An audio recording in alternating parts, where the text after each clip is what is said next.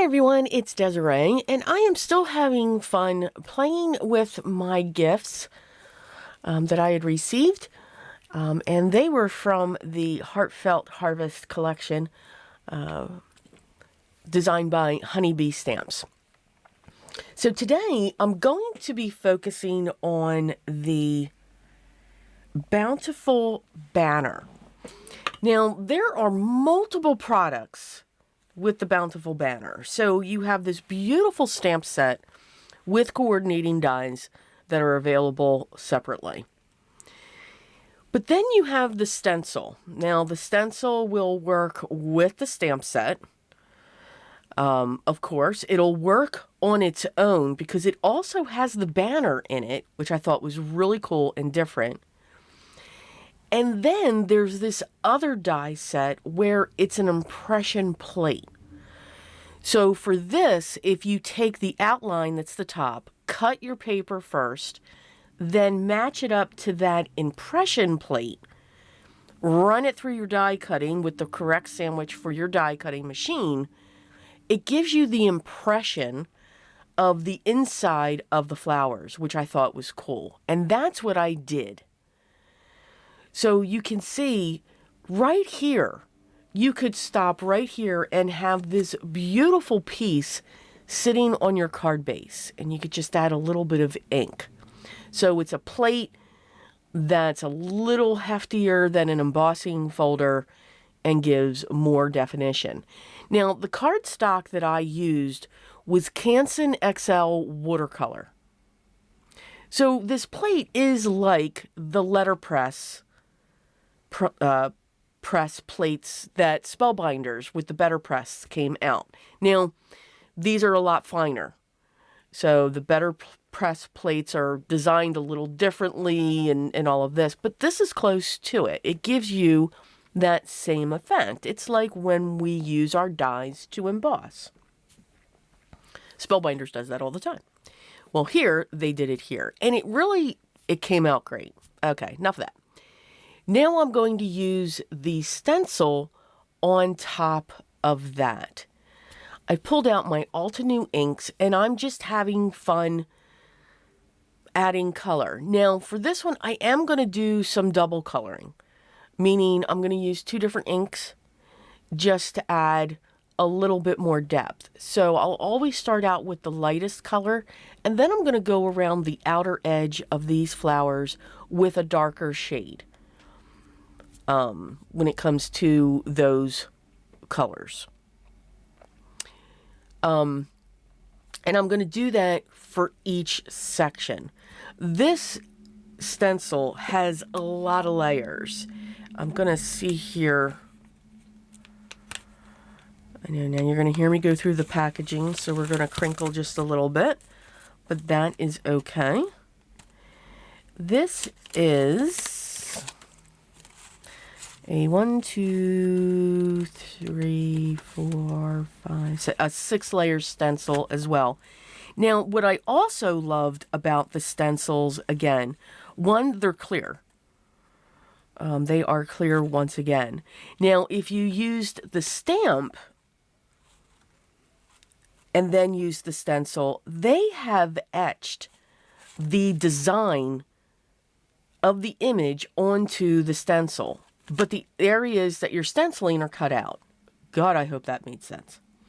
So if you look down on the left-hand side there, my bottom left-hand corner, you'll see one of the stencils there. You can see the etched design.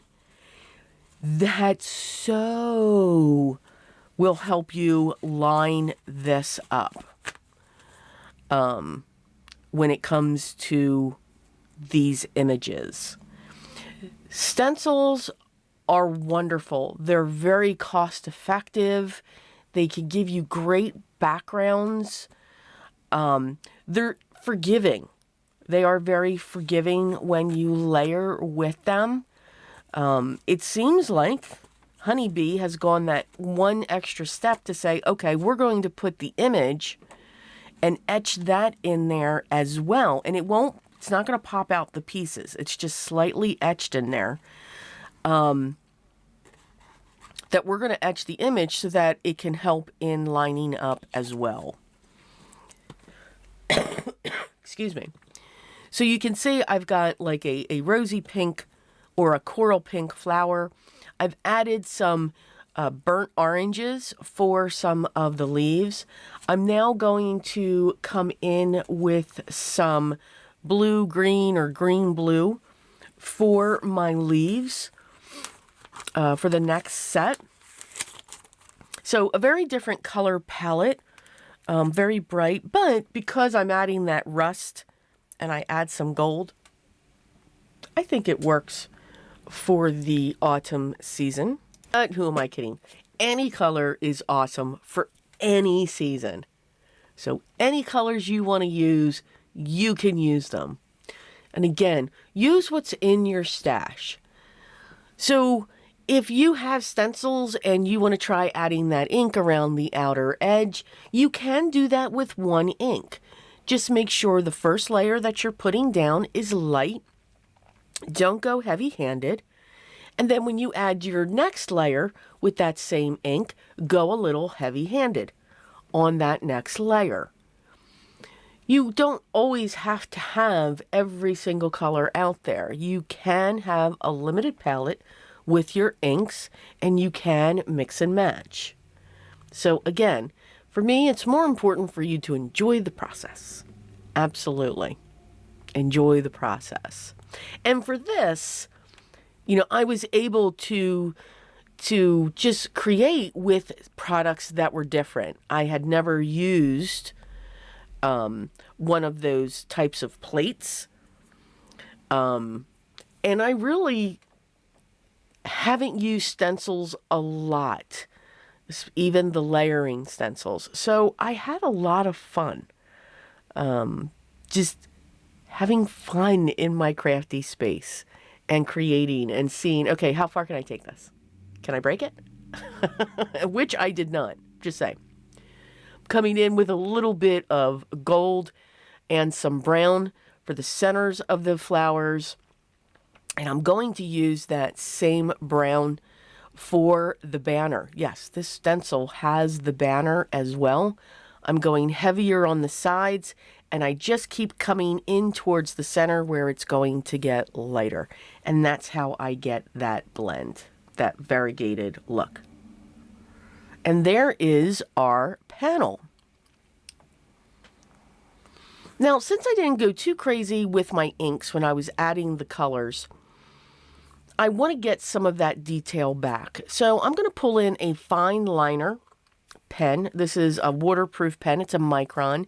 And I'm just going to follow the lines of what was pressed into my watercolor paper. This is a black. And I'm just adding in those little tiny details. Not doing anything else to that. Not worried about if it's perfect. I'm not going to the direct width. I'm just having fun with that pen.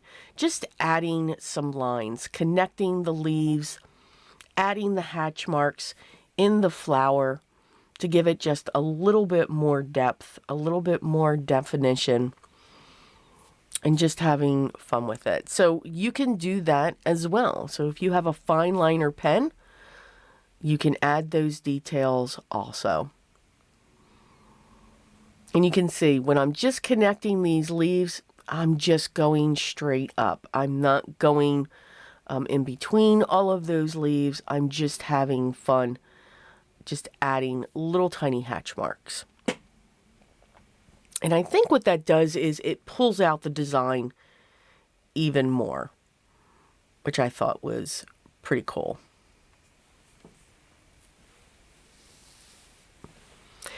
Once that's done, again, we're going to be making a 5x7 card. I have a panel here that is cut to 4 3/4 by 6 3/4 of craft cardstock. I've used my vintage photo. Yes, you knew that was coming in, right? I've used my vintage photo distress ink, and I'm going around heavily around the edge of that panel. This I'm going to prop up using some double-sided foam tape, and I'm going to put this in the center. Now, I did not use any of the ink around that image. I want that image to stay that color that it is. I'm going to add the sentiment to the center of the banner from the stamp set, Simply Blessed. I'm going to treat this with my anti-static powder tool, and I'm doing that because I've used watercolor paper and I've used inks. The inks may not be dry, and you'll see that when I put the gold embossing powder on over this. You can see it's right across that flower and some leaves. I'm going to come in with a fine brush and just brush that away. I'm not worried about, the banner was fine because I treated that with my anti-static powder tool. So it works. It works. But everywhere else, I still had some moisture in that ink. But not a big deal. Just use a dry brush to clean that away. I have an ivory 5x7 card base. I'm going to place my craft down so that I have that nice ivory border around that.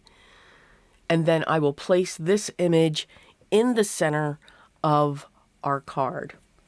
What I do find is if I'm doing stenciling or if there is a lot of coloring, I don't feel that there needs to be anything else added to the card. No gems, no pearls, sequins, or anything like that.